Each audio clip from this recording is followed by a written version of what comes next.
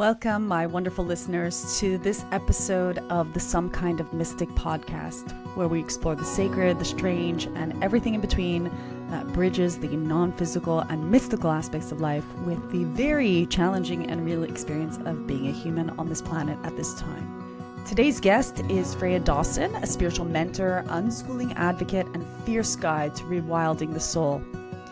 Freya has a background that spans from the academic world of environmental law to the untamed shores of conscious parenting and oceanic communion. Freya's journey is one of radical transformation. Through her program, Rewild Your Soul, she invites others to unlearn the scripts that they've inherited and rediscover the wilderness within. She's swam with whales, walked with forest spirits, and raised her children without rules, living a life that flows from deep intuition and presence. If you've ever felt the call to break free from who you've been told you are, then this conversation is absolutely for you. Please welcome Freya Dawson to the Some Kind of Mystic podcast. Welcome, Freya, to the Some Kind of Mystic podcast. I'm so excited to have you here. How are you doing today? I'm doing really well, thank you. Yeah. Great. Yeah, and you're on the other side of the world, out in Australia. It's been a beautiful hot day today. I've actually been out snorkeling this morning with some local sharks that are kind of friends with mine since I see them quite regularly. And it's been a beautiful day. Oh, wow. I'm absolutely terrified of sharks. It's probably the only thing that I'm afraid of. And, now you've just given me the whole, I've even got saliva coming out of my mouth because it's like borderline phobia. It doesn't keep me out of the water. I have to admit that. But oh my gosh, when I go to Australia or when I'm going to be in Florida coming up, I'm like, this is challenging. So you say you're friends with them?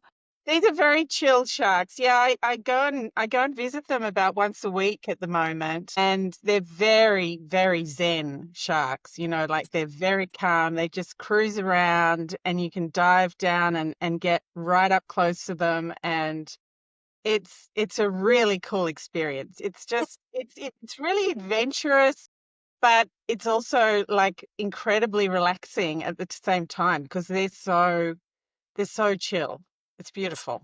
So in terms of sharks, I don't even watch Shark Week for my fear of sharks. I don't think you call different sharks breeds of sharks. I think that's reserved for domestic animals. So is it species? What? It's a species, okay. yes. So they're grey nurse sharks. Oh my God. Anybody who knows about nurse sharks will know that they're very, very chill kind of sharks. But all right. they're big and they still look like sharks, so it's a bit exciting. My goodness. Well, that's great because one of my questions was actually going to be about, but let's rewind. Let's rewind a little bit. All right. So can you tell us a little bit about yourself? And I know you worked in law for a long time. You have your PhD. So let's go back to the beginning of your story before your 2 decades of spiritual journeying. Let's put it like that. Tell us a little bit about yourself. Well, I actually grew up with 2 atheist scientists, and so dogmatic atheists, very scientific materialism, but beautiful experiences in nature because they're both zoologists. So we were out in nature all the time. We were traveling the world. I had a lot of time to spend just floating in lakes and swimming in rivers and in the ocean and in the desert, and there were a lot of really, really delightful moments. But there was also this very heavy sort of scientific lens and a very heavy emphasis on academic achievement. So it was you're definitely going to university, you're definitely going to get a PhD, you're definitely going to end up being a university professor, no questions asked, end of story, So I dedicated myself to that quest for a long time. I really tried to be a very good girl, as you do. I'm the eldest of 3 kids, and I was trying to meet their expectations and do all the things. So, yeah, that was a really all-consuming sort of trajectory for a long time. Yeah, and a lot of people can probably relate to that with sort of trying to live up to the expectations of their parents and not necessarily having the freedom as a young person to make their own choices in a very holistic, organic, and complete way, in accordance with their soul. So, we're listening to hear. So Yeah. what was the changing point for Well, you? what I wanted just really wasn't ever on the agenda at all. I didn't even think about it. And Mm. I did study science and law, and I got the academic job, and I got the PhD, and I actually really I enjoyed being an academic, and I enjoyed the teaching. The teaching was really, something that I really enjoyed. And I also enjoyed the research because it's all about critical thinking. It's all about starting to question all the stuff you've spent years learning, basically. So I did have that background in critical thinking and particularly in a legal framework, starting to pull things apart and go, well, how does this system work and how does it not work? All that sort of thing. But really, everything was sort of sailing along fairly smoothly until I had my first child at age 35. And then everything just got completely turned upside down. It was just such a massive change in my world that I had no idea what I was doing at all. Like all that learning, all that academic, I mean, it was completely irrelevant and just didn't equip me for anything to do with raising a child. And then I had another one a few years later. Then I had two children, and I was just, yeah, it was full on. They're both very, very sensitive, intense, bright, inquiring, self-directed, spirited children that I had. And the emotional roller coaster that was coming out was just unbelievable. And it unlocked all this repressed emotion from my own childhood. Like the whole emotional landscape had been just squashed right down for me Okay. because, it was all about the head. It was all about, the life of the mind. And that meant the emotions had been just chum. And and now, Pandora's box had been opened. And there was years of sleep deprivation. There was years of kids just screaming and tantruming. And oh my goodness, it was just, yeah, it was wild. It was completely, completely wild. And I just came unraveled. I really did. Completely unraveled. And had to I had to find a way of surviving this So experience. I have a very similar story because I came back to self when my daughter was born as well. I didn't have time. I was in a bit of a crisis. I had some postpartum depression. I had some stuff going on about the birth itself, so some trauma from that. And I didn't have time to go to therapy. Sort of like Sure. my first thought was like, I'm going to go to therapy, but you have a newborn that's depending on you 24 hours a day. You're not Yeah. really getting the support from your community. So you're like, where am I going to find an hour a week to go and get help? And I've realized I could find 5 minutes a day easily, which is why I started meditation. But there Yeah. was no way I was going to find 60 minutes in a week altogether. Yeah. So I said, okay, well, I need help. I need something. So I'll start meditating. And that's when things really started coming back online for me. So was it similar for you? What was your strategy at that point to get out of that sink or swim type of situation? Yeah. Well, I hadn't wanted to go down the therapy path. I had already chosen an unconventional route because when I had my first son, I had a home birth. I had already decided that I wanted to be a parent who didn't, use the discipline, the authoritarian. I already knew I wanted to do things differently, and I didn't have a lot of faith in mainstream psychology at that point. Okay. So I was at a bit of a loss until one day when I was in a secondhand bookshop, a copy of Eckhart Tolle's book, A New Earth, basically fell off the shelf in front of me. And I picked it up. Like I'd literally had 10 minutes to go into this bookshop, on the way to the chemist because that was all the time I had in the day. But here was this book, which I brought home and I devoured. And it was like, my goodness, this is what I need. Hey. This is it. So I started practicing coming into presence. And I mean, that was a kind of meditation, really, but I was doing it in like crisis situations. When my child was having this massive meltdown, I knew the only thing I could actually do was be present, to be fully present and to really dial up that energy and the ability to hold space. Right. So that was my sort of baptism of fire into understanding my inner energy field, understanding what presence is and how it's everything really. But it was actually just a survival strategy to start with. And presence is uncomfortable. It does make you also stay with your feelings and stay with what's occurring in that moment. How would you define presence for someone who's listening that maybe has heard that word thrown around, but it's not really easy to grasp? What is it? Yeah. Well, the way I define it is really who I am when I'm not thinking. Okay. So it's for me, it's all about getting out of my head and connecting with the energy field, with my energy field, with the energy field that we all are. But it's really essentially about discovering who I am when I'm out of my head. Who am I when I'm not thinking? So that was my pathway in. Then you developed into a situation where you'd said you were already interested in doing things a bit differently with your children. How Yeah. come that inspiration came to you? Was it just something that was in you to start with, or did the idea Well, come from somewhere?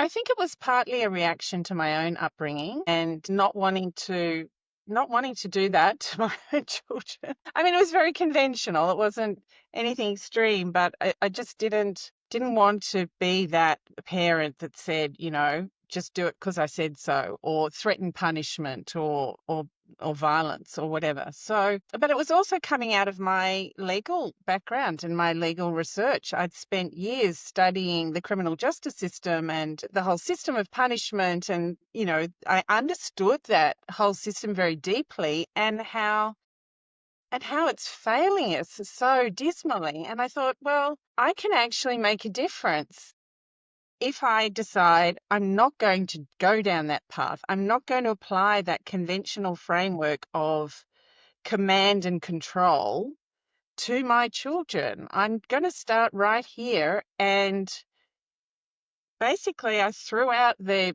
manual that I didn't actually have anyway and decided, okay, I'm starting from scratch. I have no clue.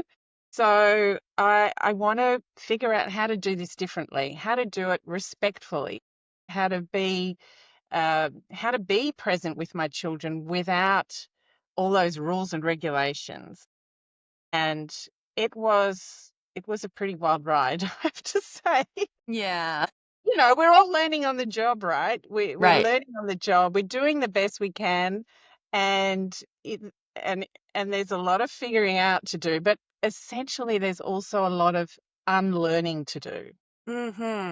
So the other real breakthrough came for me when I discovered the work of Byron Katie, and that has been her work, which she calls the work, is a process of self-inquiry, which is a process for investigating and unlearning your belief systems and any thoughts that bring stress or conflict or struggle or suffering into your life. And there were a hell of a lot of those thoughts coming up.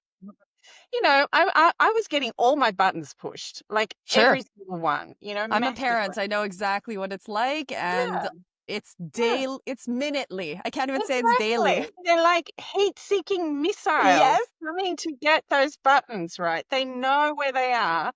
It's just inevitable that you're going to get triggered. And so what the hell do you do with that? Like I was in this, as I said, an emotional roller coaster. I was getting triggered. I was in reaction most of the time. And I ended up yelling and threatening and manipulating Mm. all the things that I'd said I didn't want to do Okay. just came pouring out of me because that's what happens with conditioning. It runs the show, right? That conditioning just runs the show until you can interrupt it and start to unlearn it. So I use this process of self-inquiry to start doing that, to start investigating when I had a reaction and when I was screaming and swearing at my kids. I would do this process of self-inquiry, which has to be done written down to really make any sense. Mm-hmm. And I was fortunate enough to have a few friends who were also interested in this. And so we actually did it together, like we would guide each other through this process of self-inquiry. And it was all the more essential by that stage because by then I'd also started home educating. Right. The amount of stuff that I needed to investigate was huge because it's like the whole education system. Let's throw that into the mix too. Okay. So Yeah. did you do a homeschooling type of situation or an unschooling type of situation, or was it a hybrid? How did it work out for you? I know a lot of people are interested in that as well. Yeah, well, my eldest, when he got to 4.5, he was enrolled in a beautiful Montessori preschool, and he refused to go. Like he basically just flatly refused. I could not physically get him in the door of the preschool, and he just said, "Look, I just want to stay home with you and my little brother. I just want to stay home." And I heard that, and I thought, wow, okay, I hear you, and I have no idea what to do with that. Right.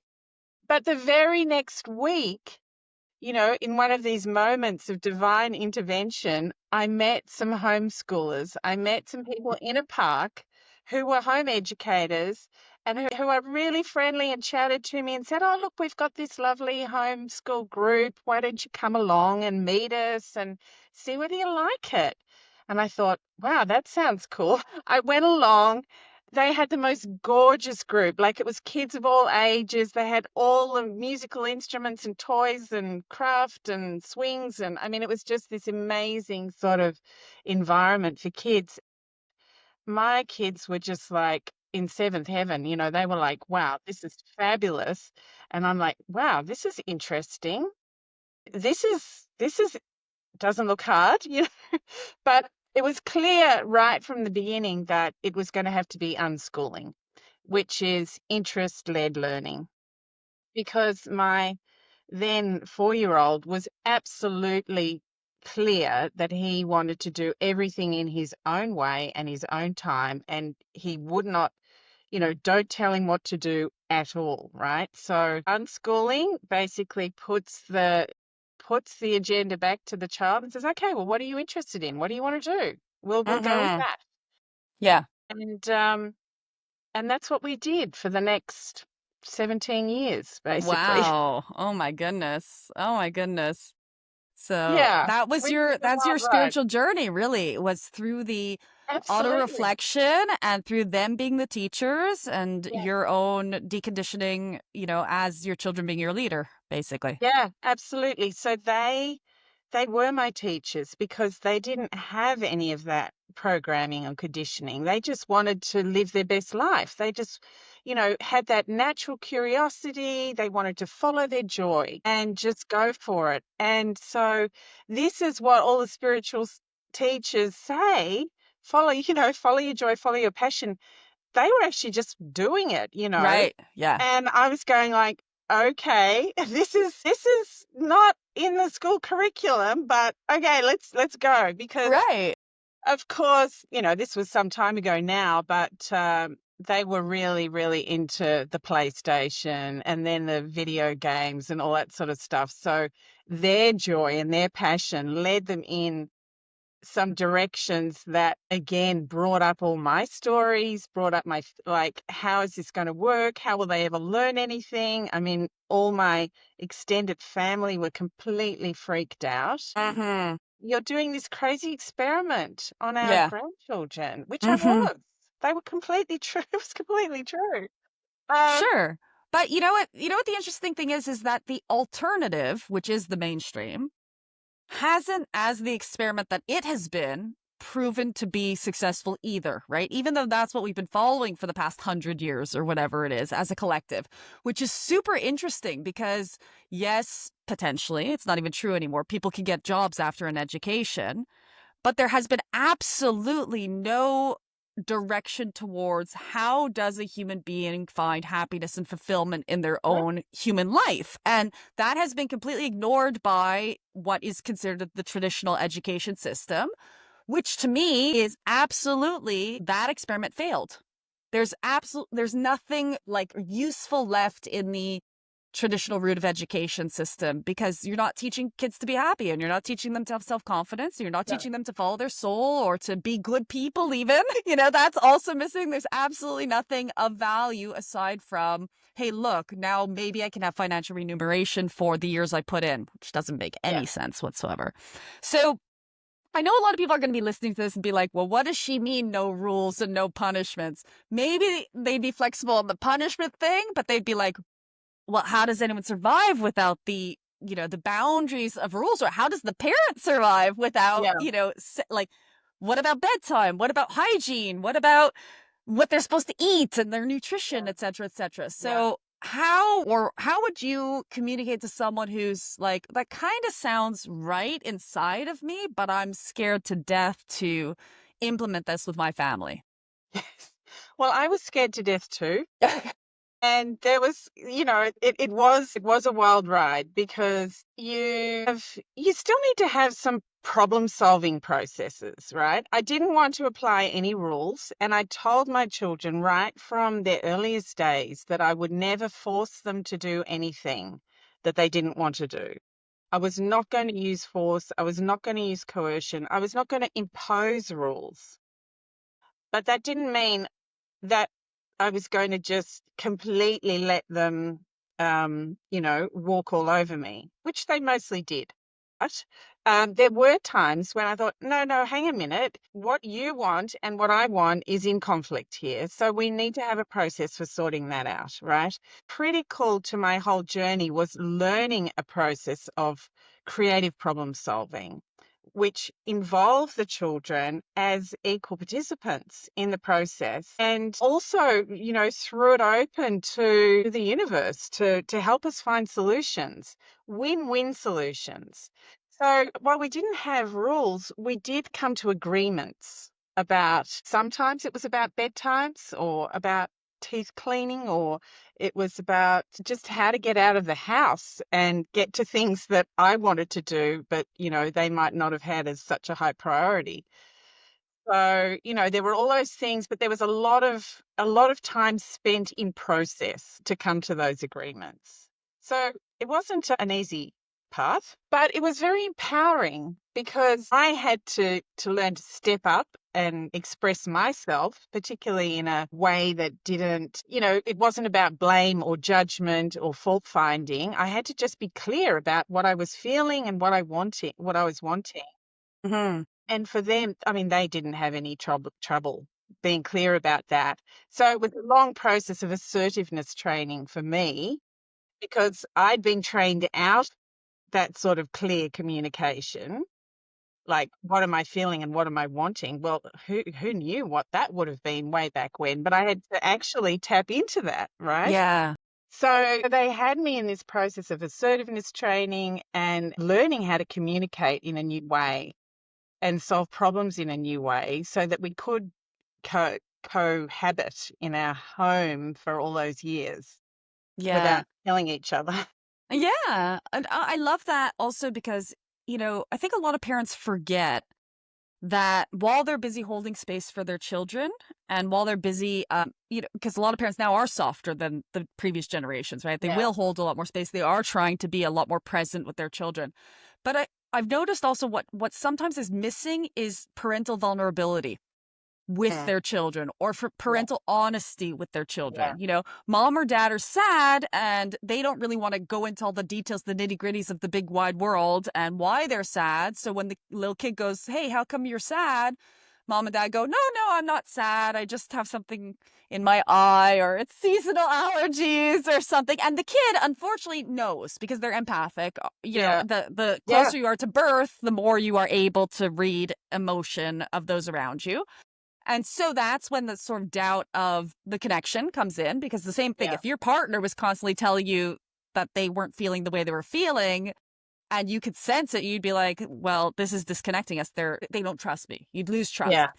And then on top of that, you'd be like, well, when do we get to the part where we're actually having a relationship? So your children are missing out by not seeing your vulnerability. But it sounds like you had to dive really into that with this I did. process of communication, Yeah. because you would have to say to them sometimes something along the lines of, listen, I don't want to go to the supermarket either. And yet I have to, because if I don't, in 3 hours time when it's dinner, we Yeah. won't have the stuff to make the pasta sauce. And that would be, maybe some parents will think, no, that's like over responsibilizing the children. But you know what? Children are really responsible anyway. And above all, for their own lives. So I really like this. And you spoke a little bit about your background in terms of finding Eckhart Tolle and finding the Byron Katie, but there's lots of other influences that you've studied over the years and that have Yeah. been part of your journey. And I Yeah. know that you're really, really connected with nature. Was that always Yeah. the case?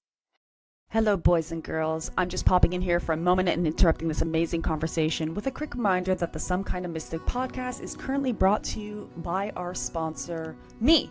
I'm the only sponsor of the show, and along with all of my YouTube content and some special programs I have, this is my free offering to the collective. It's a labor of love, and if you're enjoying it, your support really means the world to me. If you are feeling the desire to go deeper, however, here are a few ways that we can connect. There are one-on-one sessions with Vagrein or with myself as a coach. These are powerful spaces to ask your questions and to reconnect with your deeper knowing or to be guided in your day-to-day life. My brand new audiobook, Vagrein, Seeking Ends When Sharing Begins, is now available on Amazon.com and Audible for you to download. This is an amazing way to absorb the content of this transformative book and receive guidance on the go. I do have an event coming up called The Invitation of Now. Go over to the website at www.jpherman.com/events and sign up for your spot now. They are limited. If you are listening to this after June 19th, which is when that event is going to be live, then that same link will lead you to any information about my future and upcoming events. So www.jpherman.com/event. And lastly, if you haven't done it yet, don't miss the free 5-day Learn to Channel email series. It's a beautiful, gentle initiation into your own intuitive consciousness and learning to tap into your own ability to channel. If you're watching this on YouTube, go ahead and hit that like and subscribe button immediately right now in this moment. Don't forget to do it. Really helps more and more people find this content. And I'd love to hear from you. Drop a comment below about what you're loving or share suggestions for future guests or episode themes. Now back to the show. It was always the case because I had that upbringing with my parents who were always out, spotting the birds and the fish and it was a deep immersion as a child. And so I continued that even all through my years as a student and an academic. I mean, I lived in Darwin for 8 years, which is right in the very north of Australia, and it's really wild up there. But I had some incredible adventures in nature, and there were places in Kakadu National Park, which is one of the big national parks in the Northern Territory, where there was just this incredible sense of aliveness, that the whole landscape was pulsing with energy and entities and artworks, and it was just this incredible experience to immerse and walk in this wilderness which was unlike anything I'd ever experienced before. So I had these incredible experiences, and I just love that. It's what nurtures me, and it's what brings me into presence more than anything else. So I wanted to continue those adventures, but while I was raising two kids who were pretty much obsessed with video gaming, there was a limited scope for that for a few years. I mean, I'm very fortunate that I live very close to the beach, so I could always go for a walk on the beach. I could always go for a swim, but it was, somewhat restricted for a while, but it isn't anymore. So I've branched out back into that Yeah. love of nature now.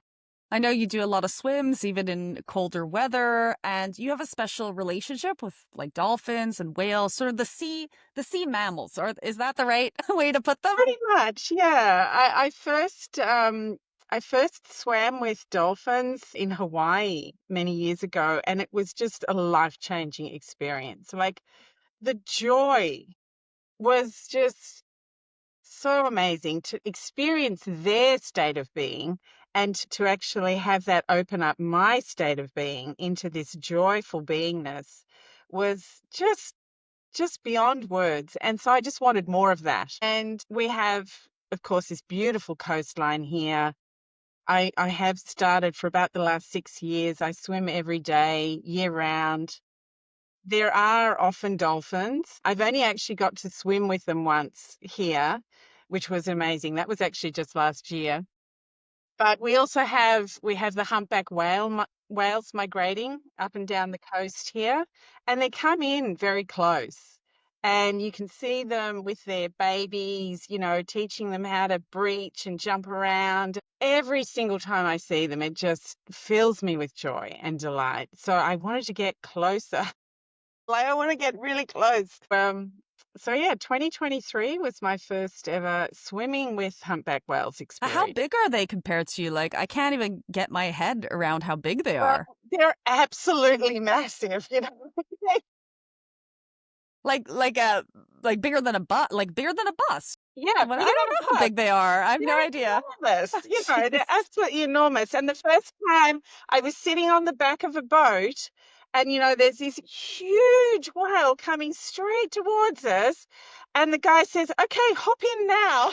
And I'm Into like, the water? I did. I hopped in, and it was incredible. Oh my God. Yeah.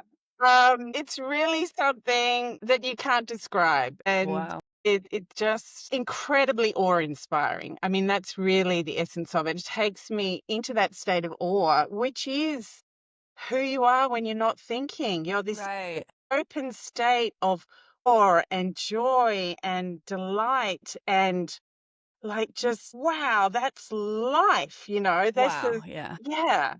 It's really nothing can beat it, basically. Not jumping in the water. If the sharks are bad enough, like just swimming things is not my cup of tea, let's say. Yeah. So, you have this really big connection to nature, and I know that you have also this program almost of rewilding your soul. Can you talk to us a little bit about that? What is that all about? Well, it came about when I was out bushwalking at the beginning of 2023. I'd taken to going for bushwalks on my own. We call it bushwalking. It's hiking. We have some small mountains. We have beautiful forest here. I live in a place where we're blessed with beautiful beaches and forest. So I was walking up this mountain, on the top of this mountain, all by myself one day, and I got this download, just this intuitive message, which is you're going to take what you've learned raising your children and writing this book and teaching parents, and you're going to spread it to a wider audience, and you're going to do it here in the bush, in the forest. And you're going to call it Rewild Your Soul. And you're going to bring groups of people out into the forest and onto the beaches, into the sea, and you're going to help them unlearn their old conditioning and beliefs. And you're going to talk to them about presence, and you're going to talk to them about expanding their consciousness. And I was just basically sitting there going, okay, this is interesting. It's like um Like it really was it's a okay. Moses moment. Yeah, you're like up on the hill, you get the download for Yeah, I sure. got the download. And then I started walking down the mountain going, right, okay, I'm not quite sure where to go with this, but it sounds cool. And there was actually a group of women walking up the mountain who stopped to say hi. And they said, oh, we're from this new Facebook group called the Wild Women of Wollongong. We're doing bushwalks and we're out in nature and we're doing all this adventure stuff. Why don't you come and join us? And I thought, wow, that sounds cool. So I joined this local group, and it turned out to be the perfect audience for what I wish to offer. So it was literally just, it was all brought together in one afternoon. And that was 2 years ago now. Wow. It's evolved in all sorts of different ways since then. And since that time, I mean, I literally started running events the next month in the forest and have been doing so ever since. And it has evolved into a process. Like it's even got an acronym now, which is kind of cool, as well as a title. A process for the acronym is praise. So it's, P for presence, R for realization. It could be self-realization, but also the reactions that bring us out of presence. So this is a process that I had been going through for decades, and now it sort of all came together. Come into presence. Notice the reactions that are pulling you out of presence. So do that emotional check, inner check. What am I actually feeling? And then the A is for awareness, awareness of what thoughts are associated with that emotion. If you're getting triggered, there's emotion and there are also thoughts. So what are they? And Right. bringing those into your awareness is not easy. Sometimes, we all have blind spots, and I've actually sought mentoring from Vagrein about this very issue. I was getting triggered by something in my family and I couldn't find what are the thoughts, what's the belief underneath that. So I go digging, and when I can't find it, I ask for help. Did they help? Remind me if they helped. They help. Okay. Absolutely, they helped. It was brilliant. Nice. Really, really helpful. So, yeah, so becoming aware of what you're thinking and believing in that situation. And then you can bring that into the I, which is for inquiry. You can bring that into the process of self-inquiry and asking yourself, well, is that true? Is it really true? Can you absolutely know it's true what you're believing about that particular person or about yourself or the situation? And how do you react when you believe that? And how would you be in that situation if you didn't believe that? Or even if you believe the opposite? And this is also a process that Vagrian's talked about how to deal with your beliefs, deal with how you're feeling when you're believing this belief, and then how you're feeling when you believe the opposite or something completely different, and using your emotional guidance system Yeah, to to figure out figure out, what's serving. Does yeah, this still serve you? Because every belief exactly. serves until it doesn't. So Yeah, yes, something is probably protecting you today. Like, for example, yeah, believing everyone in the world is out to get you. That might be a protective mechanism when that's necessary. But at some yeah, point, that becomes a restriction yes, for you to make connections. yeah, So, yeah, yes, absolutely. yeah. And you can bring all your fears to this process. You can bring all your self-judgments. You can bring your judgments of other people, particularly, your partner, your child, your children, your parents, If you're judging people and really complaining about them, then that's something you can bring to this process. But I've also discovered for myself that self-judgment and self-blame was my biggest hurdle to get over. It was massive for me, this belief that I wasn't good enough, that I had to try harder, that I had to say the right thing, do the right thing, achieve more, all of that.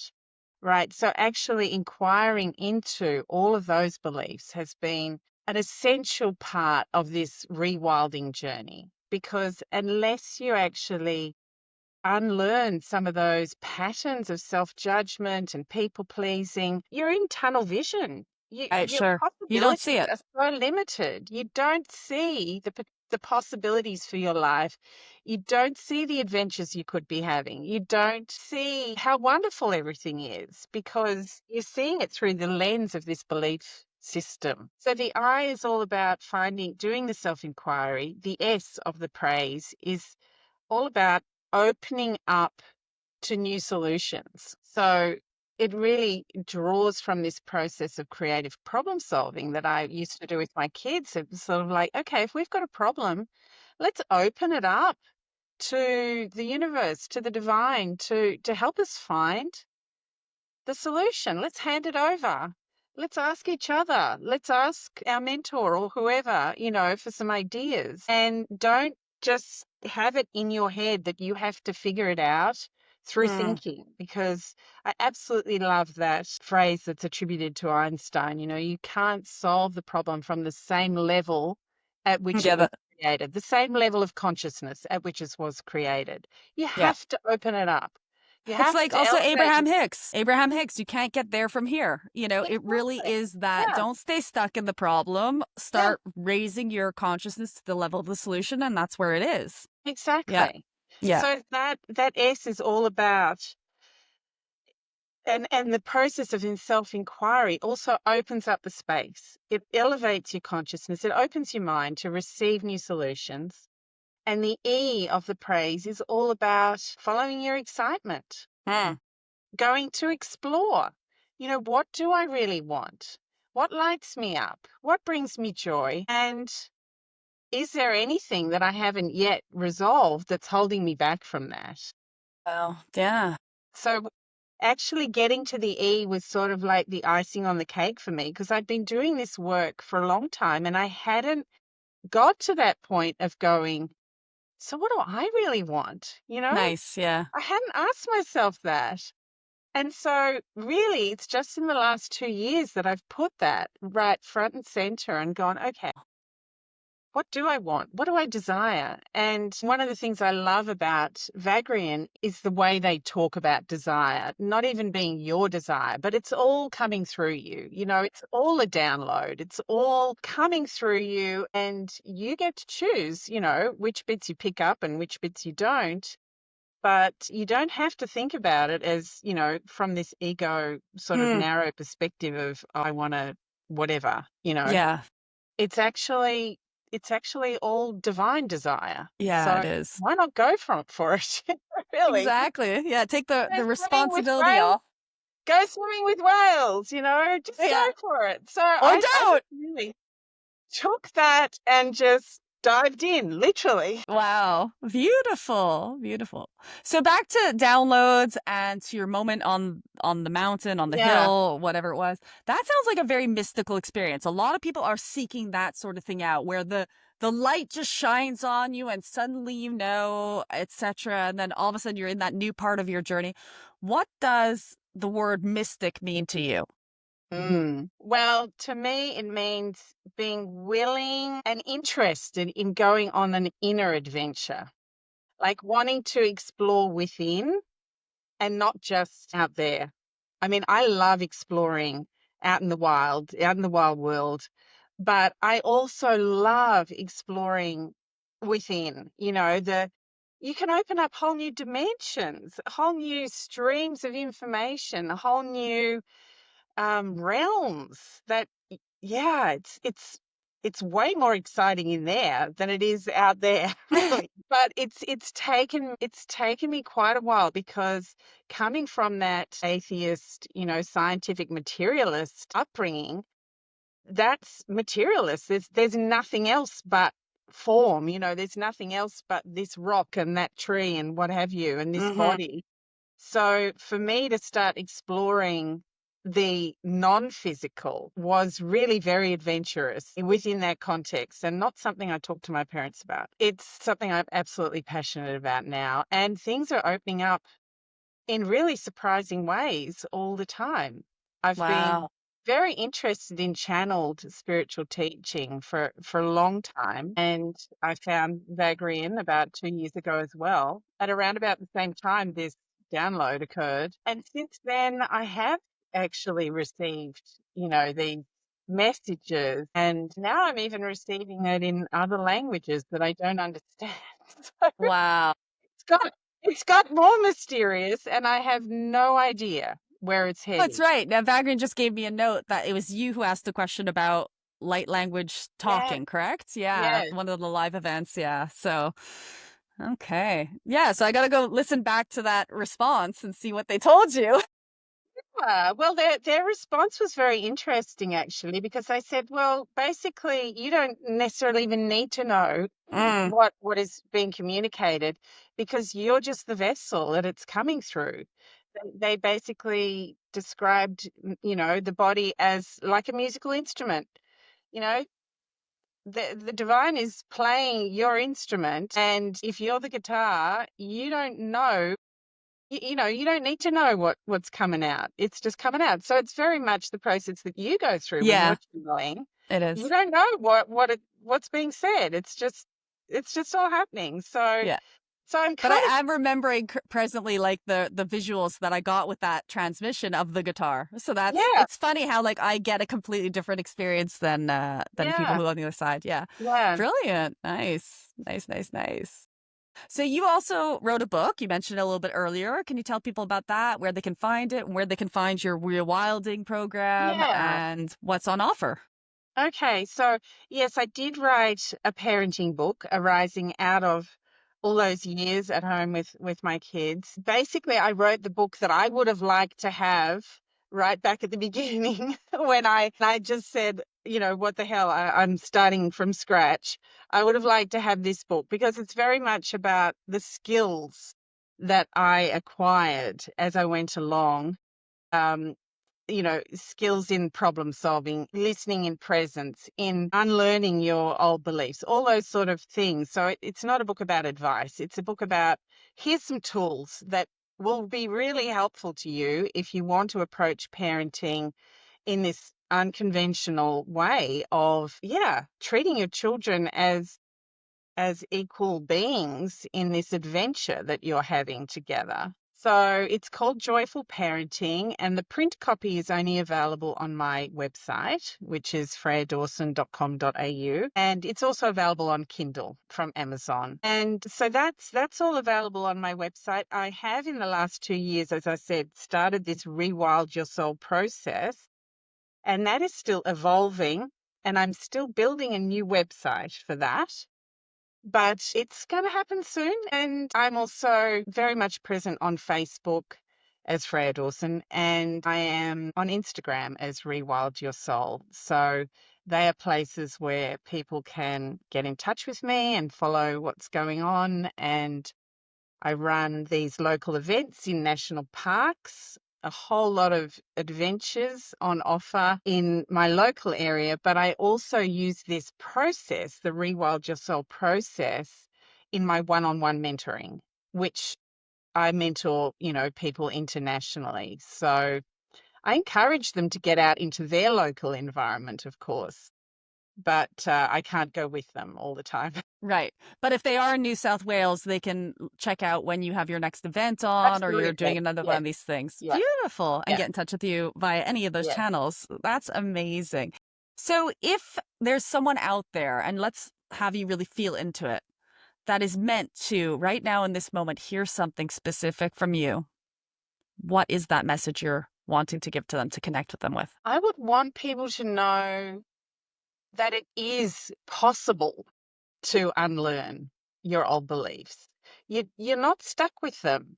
And you're not stuck with the institutions like domestication, the educational stuff. You're not stuck in that. You can unlearn it and you can forge a path through all of that stuff to find a way that works for you and your family. And you can follow your joy and you can start right now. I also want our listeners to know that we had the wonderful opportunity of getting to meet each other in person last year in Terme in Italy. Did you enjoy that experience? I loved that. It was so cool. I had an amazing year last year because this Rewild Your Soul idea lit me up so much. It really opened up my adventurous nature. So I went on this massive trek in the jungles of Meghalaya in India.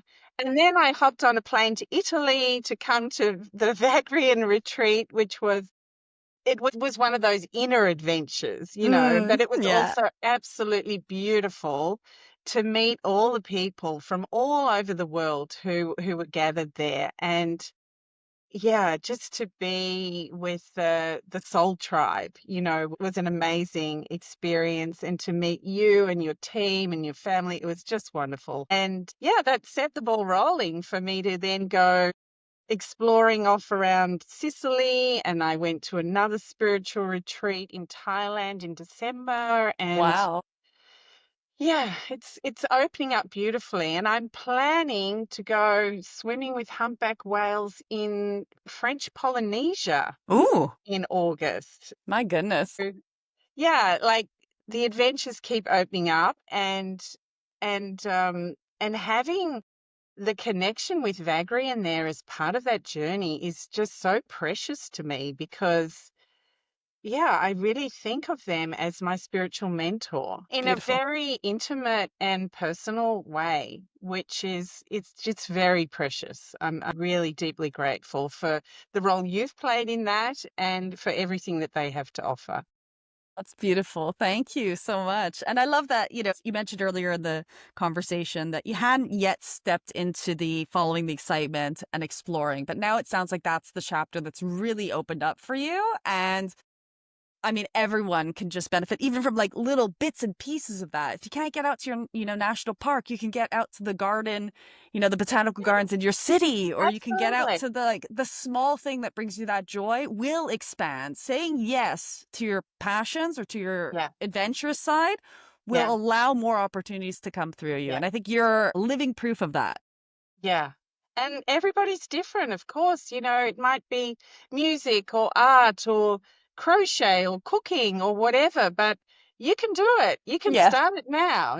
So, yes, things just keep opening up for me, and I'm absolutely delighted at how it's going. And yeah, bring it on. I don't know what's happening, but bring it on. I'm up for it.